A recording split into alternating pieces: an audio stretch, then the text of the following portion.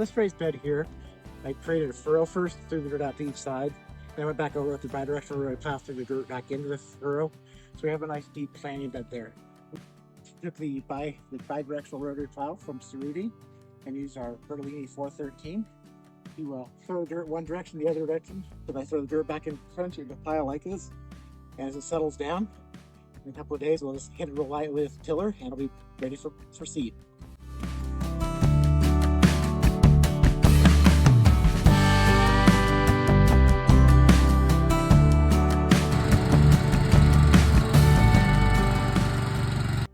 Next bed I'm going to do, I'm basically going to throw the dirt on top of the existing full grass that's already there and let the dirt compost it. That's a low till or an eco till type of method.